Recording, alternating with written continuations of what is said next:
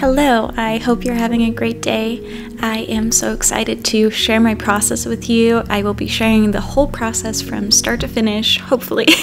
I'm a little bit of a slow painter, so I'm hoping I can finish a painting in 8 days. But I'm really excited to share with you. I know that some of you have been asking for slowed down versions of my paintings, as well as seeing my process in more detail. So yeah, I can't wait. First step in my process is to select a source. I hardly ever start a painting without knowing what I would like to paint. I try to get my sources from royalty-free websites so I don't get in trouble with copyright. I will transfer that source onto my iPad so I can make sure that the size works well on canvas, and that is it. I've really started to enjoy the whole process of setting up and choosing my source, picking my canvas and unwrapping it, setting up my paints, or even cleaning up afterwards. I remember it didn't always feel that way. A white canvas used to be so incredibly intimidating, and setting up or cleaning up afterwards felt like a chore at times, but I've definitely found a lot of joy and appreciation for the simple act of getting my studio ready and getting ready to start a new piece. I use modeling paste and a catalyst wedge to help me smooth out certain areas of the canvas as well as add some texture at the same time. I usually put my canvas on the ground and use a whole bunch of modeling paste to create the effect that I want for this specific painting. I always keep my source really close by, so I make sure not to add a whole lot of raised texture right in the face, especially if I'm painting a portrait. Usually I try to smooth out the area underneath the face because I just find it helpful when I'm painting a portrait to have a smooth canvas to work with rather than the very textured rough edges that you would have otherwise. But I love some texture in the background, so I create a lot of raised streaks on the sides. That was really all for the day. I have to wait for this layer to dry, so I'm about to head home. Tomorrow I will add a nice drippy acrylic layer to help me block in the background. And yeah, I'm excited to work on it tomorrow, but for now I'm about to head home. It is the next day and I'm adding some wire on the back of my canvas. I try to do this early in the process only because I'm not very good at actually adding the wire, and I have a tendency to shuffle the painting over the floor in the process, and I'm trying to prevent any dirt or damage to happen to the painting when there's already paint on there. That's why I do it early. And another added bonus is that now I can hang the painting on the wall to dry instead of having it taking up space on my easel while it's still wet. Then I added a thick layer of gesso onto my canvas. Sometimes I like doing this because it leaves nice brush strokes that will kind of shine through underneath your painting, but I often skip this step entirely. While the gesso dries, I'm setting up my acrylics. I try to pick a mixture of transparent colors as well as some pastels and white. I am not a big fan of acrylics. The fast drying time, the chalky, plasticky texture, all of it just kind of bothers me, but I do think it's really useful when you're wanting to create a quick base on your canvas or add a bunch of color all at once. You can tone it down later, which all is really helpful. So for this piece, I decided to start with the drippy acrylic layer. I mainly use the acrylics to block in the main shapes and to help me with the background. The drippy acrylic layer that I'm putting on right now will shine through in the finished piece. I've actually added a picture of the finished piece right next to my painting here so you can see what shines through and what I decide to paint out, and also what I'm blocking in right here because I know it looks like one giant mess. I did not put a sketch on this canvas first, so like I said, I'm using the acrylics to block in the shapes. I actually usually do not use a sketch. It's a habit I got into while taking the mastery program. I absolutely love graphite and charcoal, but it actually saves me some time doing it this way. I have a tendency to be really tight and controlled when it comes to graphite and charcoal, and I am much looser when it comes to paint, especially in the first few layers, so this is what I usually do when I'm starting a painting. Not only am I blocking in these shapes, I'm also trying to get some of the darks and lights in here right now, although I'll probably paint over everything that you see right here. I try to let the background shimmer through, but a lot of this is definitely going to get painted over with oils. Pretty much, I would say 95% of it. I think I spent about 30 minutes doing this acrylic layer. It definitely has to dry for a good while, only because I use so much water in the process, but for the most part it's a really quick and easy thing to do, and it dries really fast. Usually I'll paint multiple pieces at the same time, especially in the beginning stages, so I would put this acrylic layer on and then go paint on a different painting and come back to this piece right away so that I can keep going with the first layer of oils. The acrylics don't get me very excited, but I absolutely love oil paint, so I'm really excited to put that first layer on.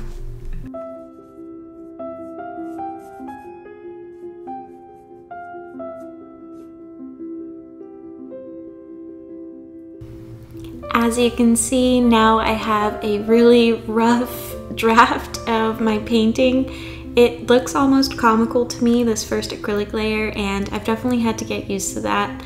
The mess kind of scares me, and I love the details, so this layer is definitely not my favorite part of the process, but it does help to speed things along, which is why I do it for certain pieces. A lot of pieces, honestly, I just start right away with oil paint because it's much more satisfying to me, but if I'm looking for some speed in the process, I will add the acrylics first. That was all for the day. I would say I'm happy with it, but honestly, the acrylic layer always looks so messy and I'm not really very good with the mess. I love the tight, controlled details, so I'm really excited about tomorrow and putting the first layer of oils on. But for today, I'm gonna let it dry. Tomorrow it'll be all dry and I can work on it, which will be great. And for now, I'm gonna go home. I'm gonna pick up some sushi so my husband and I can eat it on the couch and watch a movie, and that will be that. I can't wait to see you in the morning. It is the next day and I'm setting up my palette with oil paint. I'm pouring a bunch of Galkyd in this little lid that I use all the time. It is my preferred medium to work with oils. This first layer is mainly a glaze layer, although aside from the transparent colors that are on my palette, I also chose a bunch of pastels, kind of similar to how I set up my acrylic palette for that first layer. This layer is probably equally drippy and sort of messy still, but I'm definitely slowly working towards refinement on this layer. I think the first layer of oils, especially after acrylics, still looks a little bit messy. It really comes together on the second layer for me at least, but I do think this is really satisfying because I get to cover up some of that acrylic mess that I made and I get to redefine some of the shapes that are really lacking right now. In this layer, I am once again blocking in all of the important shapes, just like I did with the acrylic layer, but I'm going into a little bit more detail. I'm also working into my wet glazes with some white to, not necessarily to add the highlights, but just to create some shape for the most part. I'm also trying to add in some darks. I'll definitely have to go over it in the next layer with another glaze to make the dark parts really, really dark. But for now, this is a really good start. This is also a really great time to correct any mistakes that I may have made, like the height of the shoulder or adding in some of the hair. I definitely try to add as much into the first layer of oils as I can, so I will try to add in a lot of the background. I try to get all of my darks in place. I try to even add a little bit of extra color that I'll probably paint over later, but it will have a beautiful undertone underneath as long as I do that in the first layer of oils.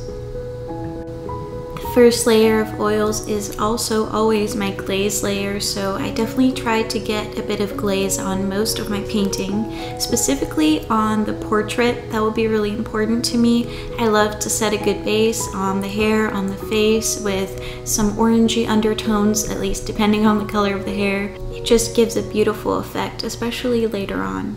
I try not to put too many highlights in the first layer, but I will try and get some light in there to help me on the next couple of layers. I will usually work with either warm white or cool white or pastel colors just to brighten things up a little bit, but I do think my glaze layer is darker than the rest of the layers. The layers that come next will have a lot more white and bright colors to help me brighten up this painting. I'm creating an abstract background for this painting, but I will be adding a bit of a horizon line in the background right there. I'm basing my background on the source that I have for this painting, and in the source she is laying on the grass by a river, and you can see the riverbank on the other side of the painting in the background, so that is what I'm basing this line on right here, and I'm planning on adding a bit of dark paint right there so we can have some contrast. The glaze layer actually dries quite fast. Gelkit is a fast drying medium, so usually in the first session, because I work on it for several hours, I can actually add more paint over top after a little while. That is why you see me jumping around on the painting. I will paint the face, then the hair, then the background, and back again. And that really works for me. That means I can add a lot more detail towards the end, and I'm working towards refinement really slowly, but in one layer. That being said, the next layer is where things get really exciting and things really get redefined. I need to wait until this is fully dry until I can paint on it again, but it will be a really beautiful effect, especially the face. The things that are looking really rough right now or that have strange undertones will really come together in the next layer. I try to use a lot of different brushes when I'm painting too. I actually have collected many paintbrushes over the past few years, and I use them for different things. I have them in different sizes. Some are really soft, some soak up the paint, and some don't. Some are more repellent almost. I have some really rough brushes or brushes with frayed edges, which actually come in handy quite a lot. I also have some brushes that are really stiff and other brushes that are very smooth. I think it's really helpful to create different effects. I've definitely gravitated towards certain brushes for certain areas. There are always soft brushes that I use for the face, and maybe even some stiffer brushes, but really small ones for the details that help me to be exact when I'm putting down a brush stroke. It's been a bit of a learning curve figuring out the brushes that I like, and I have had some of these brushes for a long time and I use them a lot, and some I've bought and hardly ever used, but at the same time, once you find the brushes that you love, I think it can really help with your process. As I mentioned before, this first layer of oils is really my base layer. The acrylics are kind of hard to deal with for me still. It's definitely not my favorite medium. I think it's really useful to help with blocking in the shapes, and it definitely is a little bit faster. At least when I use acrylics, it's quite fast, but I really savor the moments with oil paint. I put a nice base layer on my entire canvas in this first layer to help me in the upcoming layers when I really go into the actual painting and redefining and putting in all of the details, which really is the stages that I love the very most. I do spend a lot of extra time on the areas of my painting that will be the main focus or that will be important. I think anatomy is really important, and realism in certain areas is also really important. It would look very weird if I had misplaced certain areas of the face, for instance, so my attention definitely goes to those areas, whereas the background I can be a lot more loose. That has definitely been a difficult process for me to get into because I love realism, but I've realized that if I want to create paintings that are fully realistic, I would be putting in over 100 hours per painting, and I can't really justify that, or else I would need to make my paintings incredibly expensive. So I've spent a lot of time over the last couple of months trying to accept abstract as something that would be part of my process, and I really enjoy it now.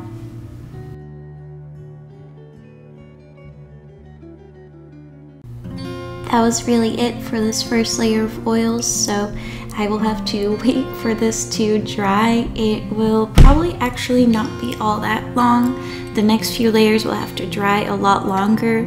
Usually this could be dry in the next day, so hopefully tomorrow I can paint the next layer.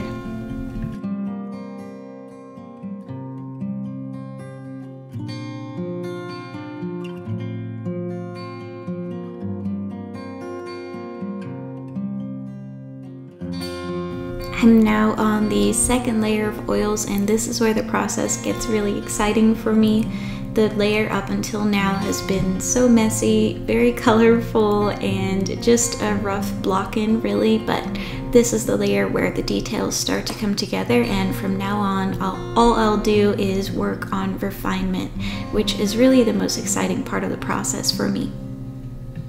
Glazing is still a really important part of my process. I actually glaze on all of my layers, but I make sure to adjust the ratio a little bit.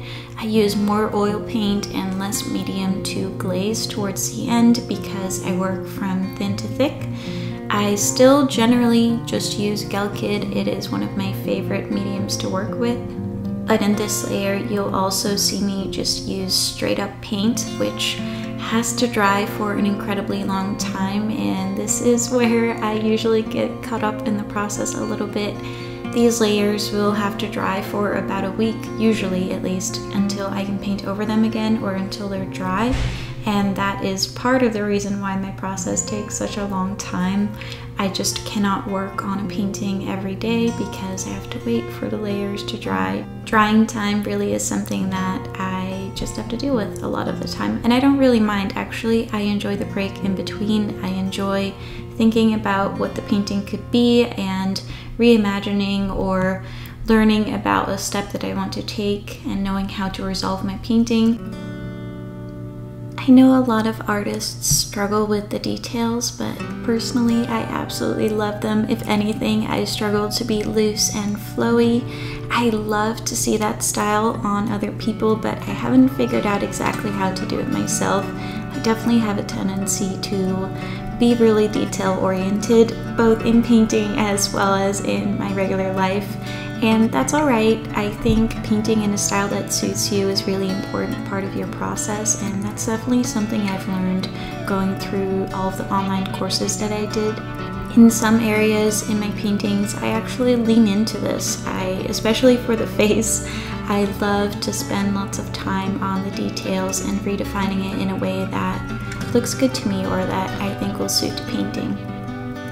I think I'm just going to let you enjoy watching me paint instead of talking all over it for now, so enjoy painting. I will cut back in when I am starting the next layer.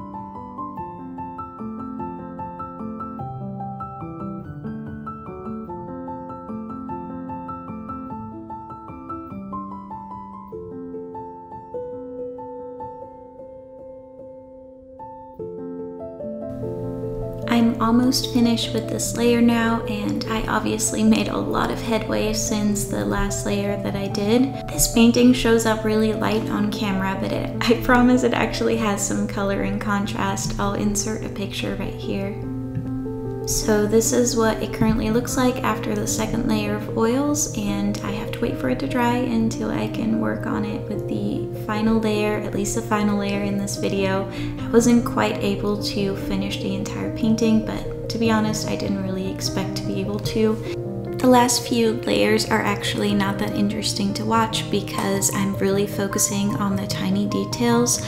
There's no quick progression towards the end. I have done a lot of detail work in the previous layer, and then this last layer is just to redefine, to put in extra details, to possibly repaint really small areas. I spent a lot of time with tiny brushes. I personally really enjoy it, but I figured it wouldn't be that fun to watch anyways. I still put in the last layer that I did on this painting so far, and I will probably add 1 or 2 more layers to really finish it off. I just couldn't include it in this video because there's some really thick paint on there right now that has to dry first. The hands have really been bothering me this whole time, but there has been wet paint on there for a long time, so I wasn't really able to do much about it. I do have a tendency to make the hands really dark in the beginning and then work over it with the lighter colors and add the highlights last. So that is part of my process, but it's definitely been a little bit rough going for these hands, and I will probably actually repaint them in a later session, but for now I did the best I could, and that's alright. I really enjoy painting hands, and I learn something every time I do it.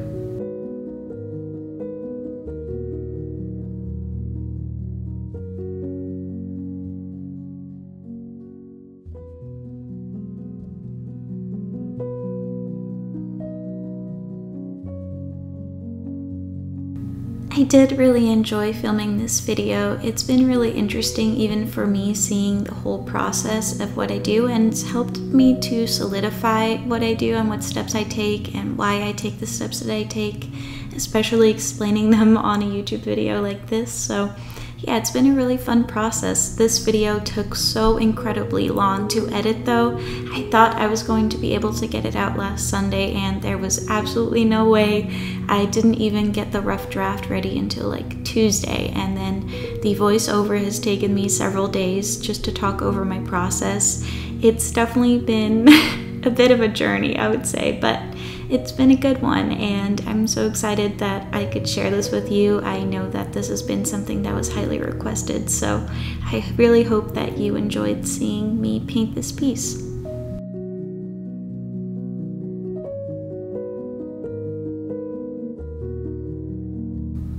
I am pretty happy with how this painting is turning out.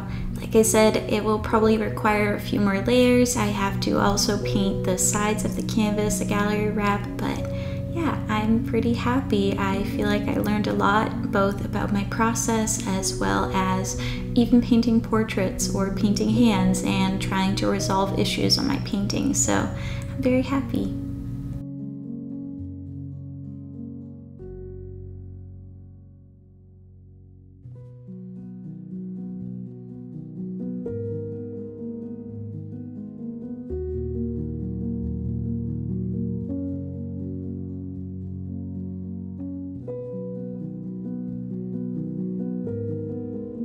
That was all for this painting. I am so happy I got to bring you along on my process of painting this piece. It is not quite finished. I unfortunately wasn't able to finish it in the 8 days, which, to be fair, I kind of expected that that wouldn't be the outcome. It usually takes me several weeks to finish a painting, and usually I wait a lot longer in between layers until they're dry. And the layer that's on there right now is really thick paint because I paint from thin to thick, and so in order for me to paint on it again, I'll have to wait at least another week or so. So I will post the finished result on my Instagram in case you're curious, but for now, that is all. I am so happy that you are here for this video. I know a lot of you had been asking for a process video, as well as longer videos, as well as videos where you can actually see the brush strokes rather than the really sped up version. So I really tried to implement all of those things in this video.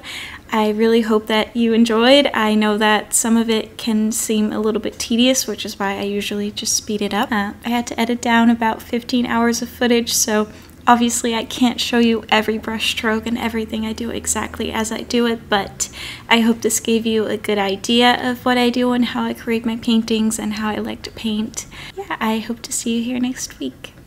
Bye.